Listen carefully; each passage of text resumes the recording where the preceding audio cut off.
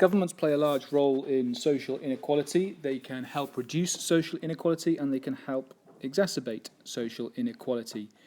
We can see here that we've got two maps. The map on the right showing that inequality isn't just about money. It's not just about the income that people receive. This is focusing on education. And we can see that a large number of students on free school meals go on to access higher education, whereas that's not particularly true in some of East and North East England. So here's some strategies the government uses to reduce inequality. Clearly taxes can be raised. That gives the government greater money to spend on services. Governments can then invest in services, including leisure facilities, providing people with things to do.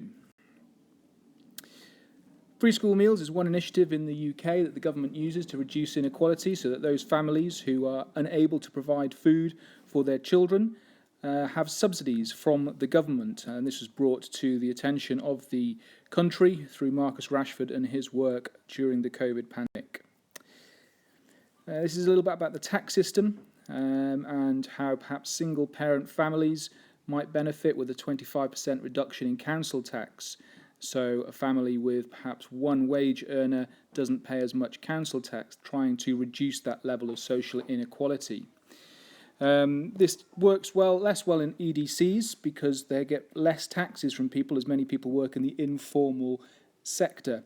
And their rapidly growing population means they need to spend a lot of money on services. Laws can reduce inequalities, particularly minimum wage laws and gender equality laws. So there is an employment law, and in the UK there is a minimum wage, and also a national living wage for those aged 23 and over. So laws then, legislation outlawing discrimination based on race, ethnicity, gender and age, so the Equality Act of 2010. This aims to protect workers' rights, reducing social inequality, ensuring that male and female and whichever age bracket you are in can access work. The minimum wage, here it is, the national living wage for over 23s, £9.50 an hour. And that is part of the UK law to try and reduce social inequality. So those that are accessing jobs with a minimum wage, there is a sufficient income to be able to live. Education, of course, the government funds education and they can provide increasing levels of funding to increase the effectiveness of schools. They can employ more teachers. Of course, the teacher's salary comes out of the government pot of taxes.